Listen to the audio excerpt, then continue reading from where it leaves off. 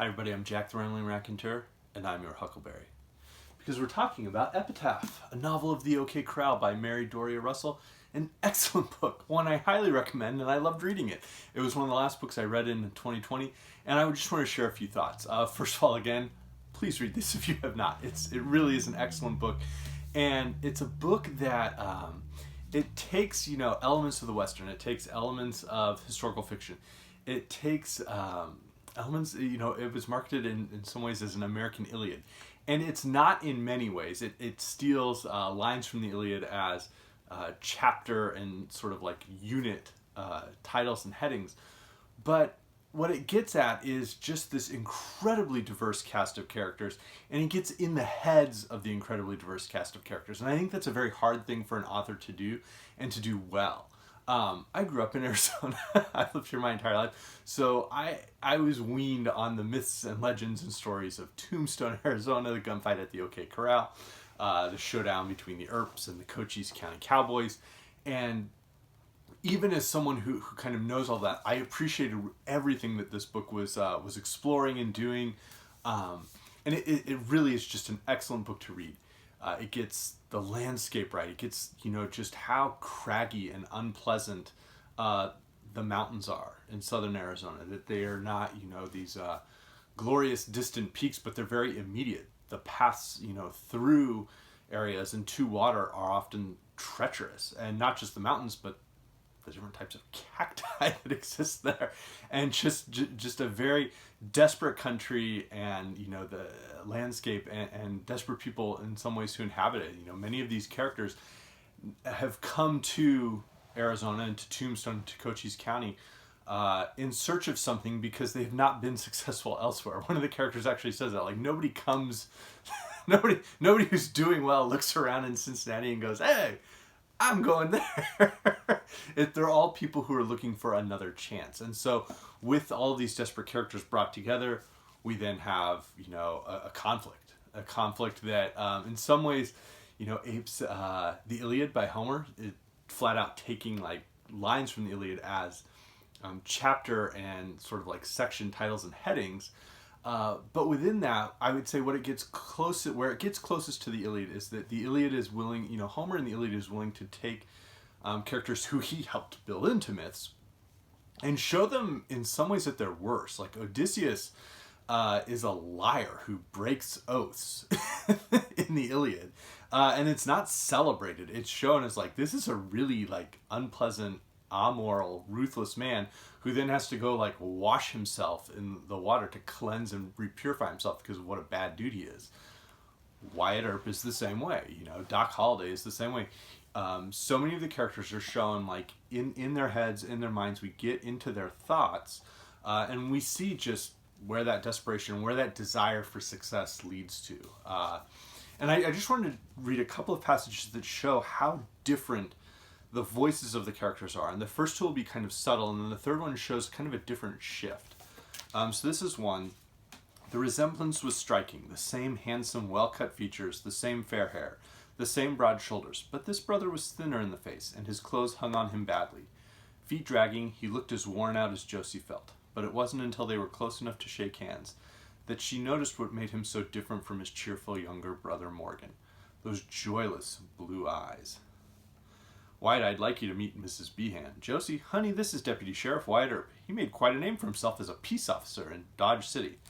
The deputy looked embarrassed and mumbled something about being pleased to meet her. She smiled prettily and returned the pleasantry.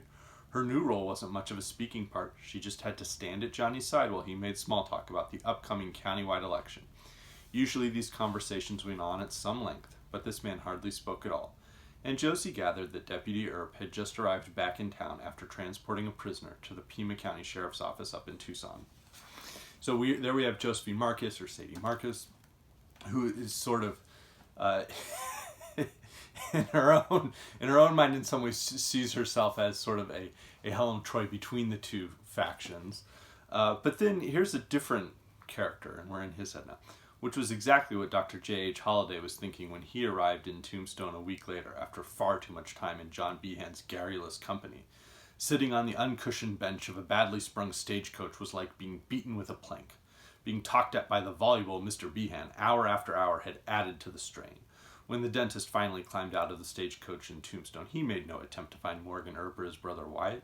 Instead, he went directly to the Cosmopolitan Hotel, checked in, and gave Mr. Billick exceedingly clear instructions. He was not to be disturbed by anyone for any reason, unless the building caught fire, and then only if the flames came within 20 feet of his room. And so those two are sort of subtle. You can see the contrast in how the language is just different between the two in their minds, and also just, the little adjectives that get applied. Doc Holliday is probably the most educated character across the book. His vocabulary, even in his thoughts, not just in his dialogue, is a little bit more advanced than anyone else, including Josephine Marcus, who's probably the second most well-read character across the book.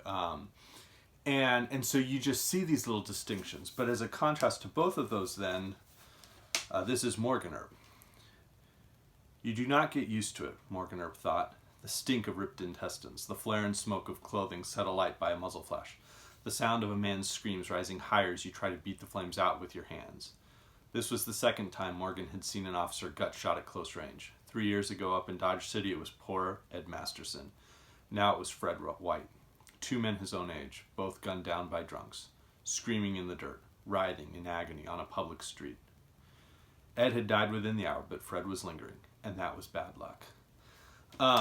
And so there, we sort of have Morgan Earp, who is the one of the brothers who's more than just functionally literate, and does read books. But again, there's just these different registers in how each of the characters think, and that is accomplished with, at my count, it was well over a dozen, probably close to 20, 25 characters have totally different thinking voices, and not just in their dialogue, but in their headspace when we're in their consciousness with sort of that omniscient narrator. And that to me, that polyphony of voices was probably the single most impressive part about this book. There are so few writers who accomplish that well, and that alone would have drawn me to praise the book. The subject matter being one that is close to the heart of my childhood and adolescence makes it, one of my favorite books I've read. But again, it really is an excellent book to read. It really gets into tearing away the myth. And this is a book, I'll talk about another one that I think sort of is a Western that only could have been written in the aftermath of the Vietnam War. This, to me, is a Western that only could have been written in the aftermath of what we've seen with the growth of the concept of celebrity over the past 20 years, particularly in the 21st century. And the idea of fame. And this is a book that looks, it's a Western and a historical novel, but it's also this entire exploration of celebrity and legend and how, and media, the Epitaph famously being the Tombstone Epitaph. And so it looks at all of these things that are still relevant now, except through the lens of, 1880s Arizona territory. And so again, it's just a marvelous read. It does have a few interesting aspects in that it not only shows sort of that 1880, 1881, 1882 period where the conflicts in Tombstone were so large, but it also then expands through the rest of Wyatt Earp's life and then Josephine Marcus's life to see, what happened in the, approximately 50 years after the gunfight at the OK Corral. What was that type of celebrity like for him? And it's not really what you would think. There's a great deal of historical research and accuracy in this that makes it a great read. And so again, I highly recommend it. But if you're in the mood for other types of Westerns, there are 2 I want to draw your attention to. The one that I said I felt couldn't have been written except sort of, in the aftermath of the Vietnam War would be Loren Estleman's Bloody Season, which I've remarked for as my favorite Western. And it's just... it's an impressionist book, which is very strange and weird to read, but as a Western is much stranger and weirder. And it really is fascinating. Almost every single chapter in this book is narrated by a different character, a different point of view, something that I think Russell accomplishes really, really well. And here it's just these weird, strange impressions that so many of the characters have. But again, this is a great one too. And then another one that takes the Tombstone legends and myth and doesn't use the characters. Is written from an earlier time. Doesn't use the characters, but is very much based in those. Would be Warlock by Oakley Hall, which is an excellent Western. I think it was in the Library of America hardcover that came out last year. Was it last year? Two other, so those are some Westerns I'd recommend. Two books that I was reminded of. One would be Ragtime by Doctorow, which is, again, a great historical fiction novel, but one that I felt, I want to say almost Epitaph surpasses Ragtime in my mind, of being able to pull in these different characters and these really, just different identities and voices, and giving each of them this unique space within the novel. And I thought that was what made this book by Doctorow so much fun to read. I also love the musical. And then there's an aspect of Russell's writing that is sort of in that Victorian novelist, sort of the God's eye aspect. Dickens does that, George Eliot, where the narrator comments on the proceedings. The narrator says, well, we're doing this, or well, we're doing that. And it does, Russell does that in the way of John Fowles in The French Lieutenant's Woman, or even A Spied in Possession, but more John Fowles, where, flat out says, like, in Russell's book, if you want the story to end here, stop reading. Because, but this is not where the story ends, but feel free to make a choice as a reader to end it here. And sort of that, taking the Victorian novel and then putting that postmodern, hat over it. As I had mentioned, the Iliad by Homer, of course, is, there's some intertextuality. I don't know if there's quite as much as perhaps certain reviewers or critics thought there should be, but there's certainly some intertextuality. It's clear Russell has done her research. And then I would be remiss in talking about Westerns if I didn't give a shout out to Elmore Leonard. This is his Library of America volume. It has a couple of his novels. It also has some of his stories, most of which were set in Arizona territory, specifically in southern Arizona. And he had never visited at the time. He simply used the Arizona Highways magazine to learn all about the geography, the history, the flora and fauna, and capture it so well. And then a couple of quick films I wanted to mention. One, of course, would be Tombstone, because it's like an all-star game as a film where every character has this like spotlight, like wicked line and cool scene. And just a film that, my siblings and I and my wife and I can quote pretty much the entire film. I'm your Huckleberry.